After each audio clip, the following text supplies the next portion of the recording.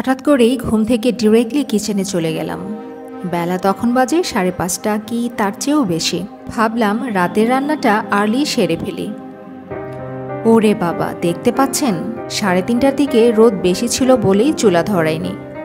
রোদের ঝলকানিতে আগুনই দেখা যায় না চুলায়। আমার বাসার রোদের উপস্থিতিটা একটু শেয়ার করছি। এই দেখুন, কিচেন হয়ে মাঝখানে ড্রয়িং ডাইনিং পার হয়ে একেবারে আমার বেডরুম অবধি পৌঁছে যায়। এই যে আর কিছুক্ষণ পর বেডরুমের বিছানায়ও চলে আসবে রোদ।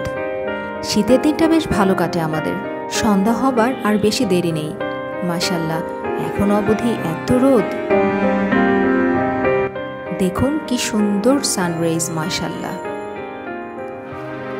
এনিওয়ে, কিচেনে আসলাম কারণ আজ অফিস থেকে এসে কিছু খাইনি। টিফিন করেছিলাম, তাই খিদেও ছিল না। এসে এশালকে নিয়ে শুয়ে পড়েছিলাম, ঘুমিয়েও গিয়েছিলাম। ঘুম থেকে উঠে দেখি বেলা 5:30 বেজে গেছে। এখন হয়তো 6:45 বাজে, তাই এই বেলাতেও রোদের ঝলক দেখালাম আপনাদের। যাই হোক, রান্না করছি ডাল, আর সাথে কি করা যায় দেখি। এখন খিদে পেয়েছে, খাবো। আমি জাস্ট একটু হলুদ আর অ্যাজ ইউজুয়াল পেঁয়াজ রসুন দিয়ে ডালটা রান্না করব। আমার কাছে এটাই ভালো লাগে, যদিও এশালের বাবার এ ডালটা পছন্দ নয়।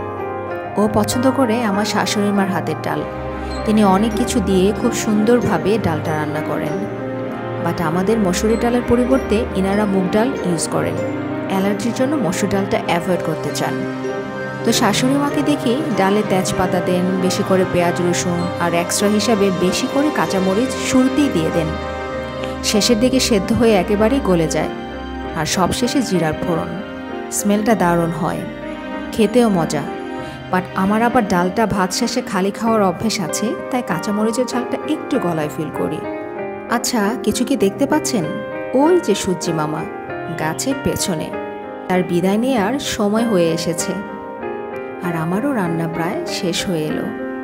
যাই হোক, এশালের বাবা যদি রান্না করে এভাবেই, আর আমিও এখন বেশিরভাগ সময়ে শাশুড়ি মার মতোই রান্না করি। বাট যখন টাইম না থাকে আমি এভাবেই জাস্ট একটু হলুদ দিয়ে রান্না করি। ঘন হলে সাথে আর কিছুই লাগে না, আর টমেটো থাকলে তো কথাই নেই। আমার মাকে দেখি কিভাবে যেন শুকনো মরিচের একটা ফোড়ন দেয়, এত দারুণ একটা স্মেল বের হয়। শুধু ওই ডাল দিয়েই অনায়াসে 1 প্লেট ভাত পেট ভরে খেতে পারবেন। অনেক গল্প করলাম। এই ফাঁকে আমি ডালটা সেদ্ধ হতে হতে কিছু করলা গোল গোল করে কেটে নিয়েছি, ভেজে নেব। ডাল দিয়ে হয়তো ভালো লাগবে। এটাতেও শুধুমাত্র আমি হলুদ দিয়ে ভাজবো, আর একটু কাঁচা কাঁচা রাখবো, কারণ পুষ্টি আর গ্রিন দুটোই থাকতে হবে। যদিও মায়ের হাতের করলা ভাজি অনেক বেশি মিস করি। তিনি করলাকে অনেক বেশি তেল দিয়ে একেবারে মচমচা করে ভাজেন, এত বেশি মজা হয়। আর তিতা সে যে কোথায় পালিয়ে যায়। যদিও করলার তিতা আমি খেতে পারি।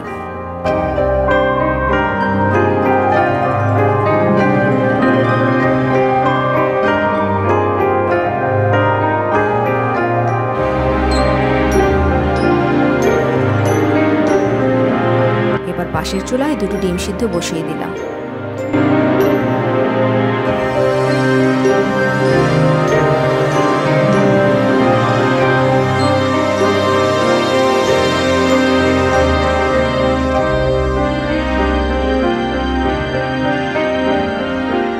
এবার একটু খেয়ে নেই, রাতে হয়তো বা হালকা কিছু খেয়ে নেব। সবাই অনেক অনেক ভালো থাকবেন। আল্লাহ হাফেজ।